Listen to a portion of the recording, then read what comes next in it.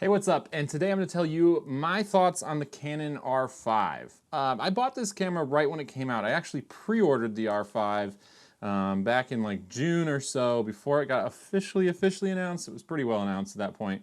But I gambled on it when I saw that 8K video. I did the quick math and saw it was over 40 megapixels, so I said, well, that's what I need in my toolkit, so I pre-ordered it. A little background on me: I am a professional photographer. I've worked in the field for 10 years or more now, I guess, and I work in sports, news, entertainment. I do a lot of commercial work, a lot of commercial filmmaking, which is why I own all this video equipment, and also commercial photography. So for me, this camera fit the needs of both my news photography clients and my commercial photography clients. So for some of you, there's probably a lot of reviews on this camera out there, but they're probably focusing on the video features of the camera and not the photography features of this camera or the photographer's perspective.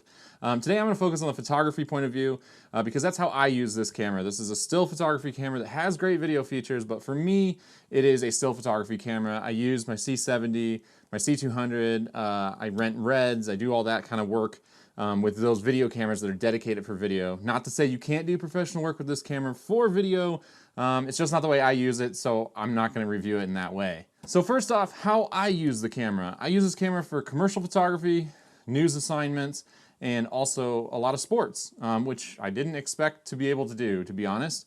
But I've been using this to cover the NFL quite a bit. There's a lot of different assignments when it comes to covering a sport, and my assignments this year have leaned more towards isolated imagery, kind of more advertising work, assignments like that. So for me, it has been a great fit having 45 megapixels because those clients absolutely love the high resolution files from this. But I will say I didn't expect when I bought it that I'd be able to do that. So we'll get to that in a second.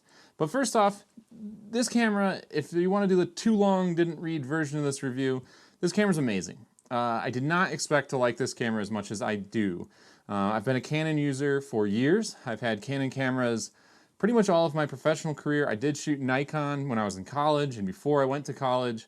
And I really loved those cameras. I went to college a little bit later. I wasn't like a 15-year-old with a Nikon setup, by the way. I bought it when I was going to school for something else and then switched to photography. But anyways, so I've been a Canon user for a long time, and I've owned 5D cameras since about the 5D Mark II or III. I think it was the Mark II was the one that I owned, and that's how I started learning video, was on the 5D Mark II, which is why I switched to Canon.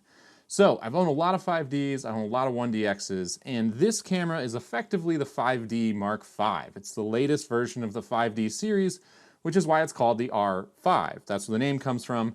And as far as the R6, it's kind of like the R version of the 6D. So it'd be like the 6D Mark III, so to speak. I've talked about the R6 on here before, so there's another video for that if you want to dive into that camera, and people get really mad about that one. So a lot of fun in the comments on that one. But anyways, the R5 for me was a great place to have a high resolution body in my bag, which I need quite a bit. Advertising clients, even my news clients really want a minimum pixel width or minimum pixel dimensions, meaning that they want a minimum resolution for what I'm filing to them. And that's something that you can run into pretty quickly if you're only shooting 12, 15, 16, or 20 megapixels. If you have to crop even a small amount, you can hit this limit and you got to throw away files. So for me, having a higher resolution camera was a really big need. So the R5 came in at the perfect time and I was all on board. Now that being said, that doesn't mean I didn't have hesitations. Buying this camera, this would be my first real mirrorless camera I've ever had in my bag. I bought the R and I kept it briefly, but as many people probably know, the EOS R wasn't really there. The lenses were fantastic. We have these amazing lenses from Canon in the RF system. I'm using the 28-70 f2 right now to film this video, and that is a fantastic lens that I love using. But the camera, the EOS R and the RP, were kind of this weird entry-level, mid-range camera that really didn't fit my needs as much as I did like certain aspects of that camera. So for me, I was still pretty hesitant when this camera got announced, as again, we're back to that mirrorless system. Is it going to be as good as my 5D? Is it going to be as good as my 1DX, etc.? I wasn't exactly sold on this camera when I bought it. That all being said, I was immediately impressed. The autofocus system on this camera is incredible.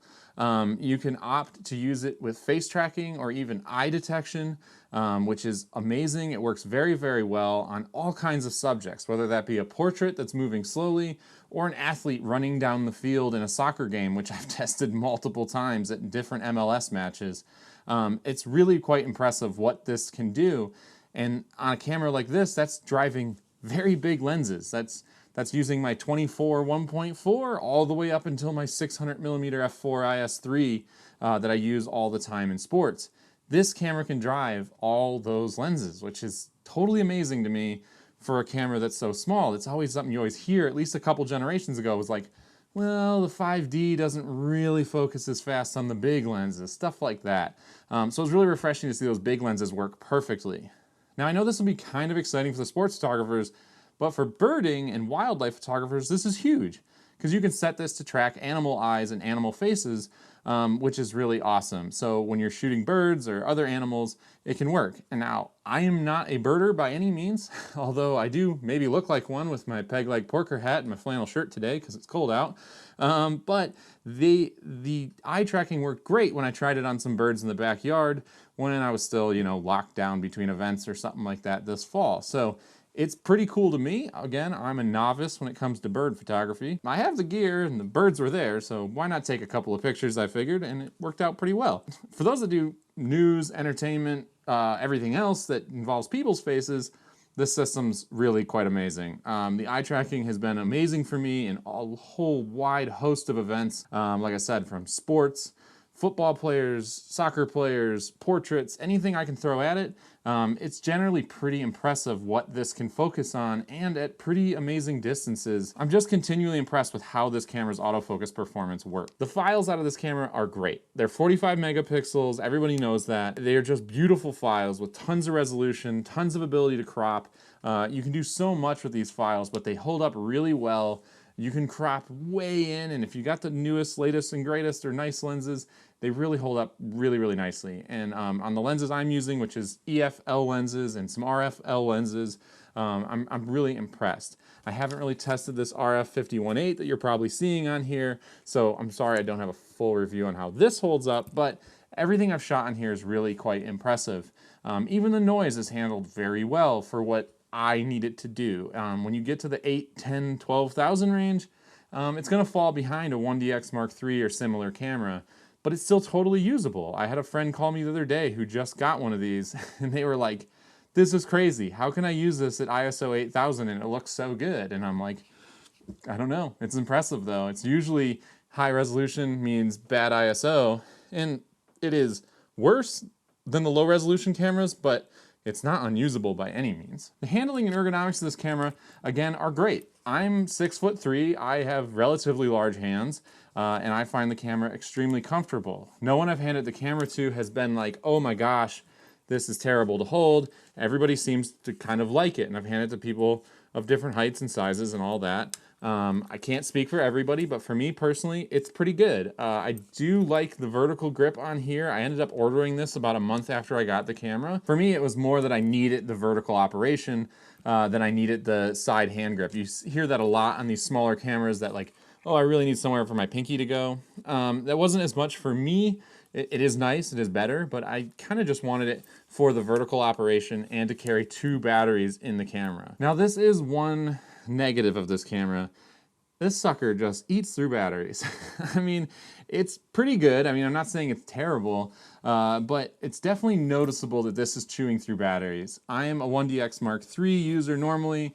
I use these big LPE 9s or whatever, and they are just great. And now to go to these little LPE 6NHs, they just kind of chew through them pretty quick. It's not unusable. If I cover a football game, I'm fine to get through it with 2 batteries. But the one gotcha here is that if you need that full 12 frames per second, you gotta keep the batteries over about 60% strength to keep that full speed. So you might wanna have some extra batteries on hand if you're really gonna be motor driving in a crucial situation, which, you know, there are certainly ways you could do that. Speaking of motor drive, This camera's fast. This is a 45 megapixel camera that has a 12 frames per second mechanical shutter inside. I've never had anything like that in my whole career. Again, with that balancing act of resolution and whatever, it's always been resolution up, speed down. So to have a 45 megapixel sensor that I can shoot all day on CF Express cards, the SDs do bottleneck a tiny bit, at least the ones I was using, which are relatively cheap. It's so amazing to have that speed and that resolution. And that's allowed me to use this camera covering the NFL, which is pretty sweet. My counter argument though is, it just never feels as fast as a 1DX Mark III. And that's not the frames per second, that's not the 12 versus 16. And I know people are gonna hate me for this, but I forever feel that looking through an optical viewfinder is better than looking through an electronic viewfinder. The amount of time it takes for something to go through a processor and then back out through a video screen is inherently slower than seeing light bounce off a mirror and into a prism. I know there's probably a ton of people who hate this opinion, and I know a ton of people who use Sony and this camera for work, covering sports and covering amazingly fast things, and that's totally plausible, it's totally true. I will say, covering like a high school football game, I don't know if I'd ever see this. Covering the NFL, covering the Olympics, covering MLS, you definitely notice that you can't keep up with sports as well with this camera than you could with the 1DX Mark III. And multiple friends who have bought this, who work for NFL teams or who cover the NFL, have called me asking, like, why can I just not keep up as much? I don't have a firm answer other than it's an electronic viewfinder, you know? That's just kind of, you're kind of looking at a video screen. And speaking of that, another thing I really hate is when you're on a really bright or a really dark day, looking through electronic viewfinder gives me a ton of eye fatigue. It just tires my eyeball out because it's just a light pummeling your eye if it's dark. And if it's super bright, I'm like really have to shove that thing into my face and really like just focus so hard to get the brightness I need. I find myself, my exposure is often off more on the R5 than it is on the 1DX Mark III. Even though I'm getting a live preview of what it looks like, I'm starting to trust the screen and then the brightness isn't there. The latest firmware, they did update and add auto brightness to the viewfinder, which has helped a lot, but it's still just like, you're just looking at a video screen and it's not the same as looking through an optical viewfinder and knowing your system. For me, I know my Canon system well enough that I can shoot through that optical viewfinder. I know where I need to be on my exposure compensation or on my exposure, and I can trust my meter more than I'm trusting my eye looking at a video display. Now again, this is for a very, very small high-end user group who are really used to their camera system. But when it comes from a professional, a lot of us fall into that category, and a lot of people have been texting you kind of back and forth like, I kind of like nitpick this or nitpick that, to the point that a few friends have even returned these cameras because of these small issues like this. Back to the positives though. This camera is incredible. The fact that a camera that is designed to be a high resolution camera in the 5D range, which again is kind of arbitrary, but this is $38.99, and the fact that I can do what my $6,500 1DX Mark III can do, mostly even at double or whatever the resolution would be, 45 versus 20 megapixels, that's incredible. I still, every time I use it, I'm kind of amazed that I can shoot professional football with a 45 megapixel camera. One of the great things about that 45 megapixels is the ability to crop. So I have this front button set to my crop settings, and while shooting, I can just grab that and set it from full frame over to a 1.6 or APS-C style crop. It maintains about 17 megapixels, I think, and it is totally usable for most things, and it's saving you data. So if I'm shooting somebody down at the other end of the field with my 600, I punch into that crop, or maybe I put a teleconverter on and punch into that crop, and I'm able to shoot plays at the other end of the field, minus Mirage, which is a whole nother video, but I can still shoot downfield and get some usable frames and save card space, which is a double win. There are a couple of things I'd like to see improved. Number one being the viewfinder. Right now, the way the Continuous Plus works is it kind of shows you the last picture you were taking rather than showing me what the camera is pointed at. And this is kind of hard to explain, and I don't really know a way to show you, but imagine if I'm taking pictures like boom, boom, boom. If this is where the camera's pointed, and this is the picture, instead of being like boom, boom, boom, and I'm seeing where the camera's pointing, it's like boom, boom, boom, and this is kind of lagging behind. That's part of the reason it's hard to track, in addition to having that electronic display that again is like, I know it can get fast, but it's never as fast as the naked eye. That kind of combined is kind of rough. There's a couple other obvious things this camera just doesn't have. One of them being MRAW or SRAW, which is Canon's version of giving you a smaller file size, which has been a thing on pretty much every Canon camera I've ever owned that I've known of. I remember using it on my 5D Mark II and my 5D Mark III to save space when I was in college. This camera, you can only shoot in 45 megapixels. I can do a compressed RAW to save space as far as like data goes, but it doesn't actually use like a smaller pixel dimensions. That's kind of a big loss because there's a lot of stuff I shoot where I don't really need the 45 megapixels. It's not a bad thing to have it, but it seems like an obvious software thing that you would have added in. There's also some other controls that are just missing, like returning your focus point to center. On any other Canon camera I've ever owned, if I push down the joystick, my focus point will go from where I have it, back to center, and then back again. On the R5, it goes from where it is to the center, and that's it. It won't go back again. Little things like that it just seems are like minor oversights that seem to be missing that I hope come in future firmware updates. On the video front, as everybody knows, this camera overheats. Right? That's the big thing. That's what dominated the news cycle. That is not a thing on the photo side. This camera does not overheat. I've shot in this camera in all kinds of temperature ranges now that I've had it for so many months. Camera does not overheat. It's not a thing. That is not a thing in the photo side of this camera. I only say this because someone's out there saying this is so obvious. Of course it doesn't. I got a ton of DMs when I bought this camera that people were saying, why'd you buy a camera that overheats? So just want to say it here again. Camera does not overheat in the photo mode. It does overheat in certain video modes, and that is a flaw. I mean, I wish that didn't happen. You know, that's part of the nature of being on the bleeding edge of technology, though, I suppose. And again, for me, this is a photo camera, not a video camera. Now, I could probably make a whole video, and will, on the EF versus RF system. And I will say that if you're looking at this camera, you're likely an EF lens owner, meaning that you use a DSLR Canon camera, like the 1DX, the 5Ds, 7Ds, whatever, right? And you're looking at this camera and you say, well, now I gotta buy a whole new lens system. I'll say that's not the case. It's at least not the case yet. The EF to RF adapter, which is somewhere else in my camera bag, works fantastic. As I said before, I've used this camera with my 24, 50, 85, 24 to 70, 16 to 35, 70 to 200, 300, 600 millimeter.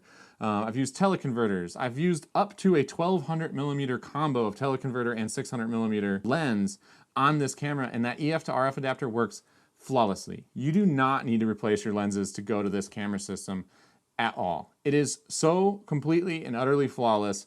I cannot understate it enough. It is, or overstate it enough rather. It is just completely flawless operation. There's absolutely no hesitation for me to use any of my Canon lenses on this camera. You should have no loss of faith.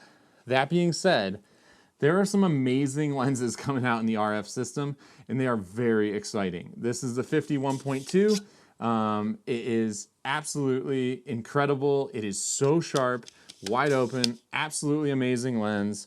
The 51.8, very tiny. Very nice to see these smaller form factor lenses coming in. I know people in the comments of my video unboxing this asked for pancake lenses. I completely agree. I want them to get the work lenses done first, the 300 and the 400 and the, you know, all these crazy things. But we're seeing lenses come out that just didn't exist on other systems. The 28 to 70 f2 that is on my C70 right now, absolutely amazing. I hope we see a 70 to 200 f2. Or maybe a 50 to 200 2.8. I think with this newer lens mount, we're able to now see lenses coming out that will push the boundaries of what lenses can do. And that's only gonna make a camera like this more powerful as we go forward. I know a few of us on the sidelines have been thinking that maybe Canon can make a 300 to 600 f4. That's totally just something we want. I don't think there's any patent applications or anything for it. But those kind of lenses will make the RF system very, very exciting for years to come. So that's it. I finally made this video.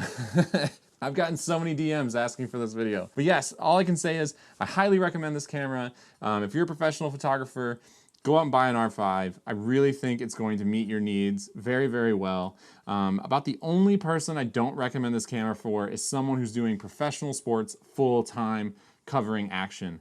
I do not think this camera replaces a 1DX, and it shouldn't. It's not in the same system. It's not on the same tier. 1DX is up here. 5Ds have always been a little bit lower, a little slower, a little finer detail, and that's exactly where this camera fits. The fact that this camera can even be used to cover sports is absolutely amazing to me and super exciting for what this system can do next. If Canon wants to send me an R1 or whatever you're going to call the next one, I'd love to play with it. But I don't think that's going to happen anytime soon. So yeah, if you aren't already subscribed and follow me over on Instagram, please go check those things out. I'm trying to be pretty active in the comments over here and over on my Instagram. Shoot me a message if you have questions. But I can't recommend this or the R6 enough. They're both fantastic cameras. And from a still photography point of view, I really don't know what more I could ask for other than an optical viewfinder. I'm old school, sorry. Thanks for watching, guys. See you in the next one.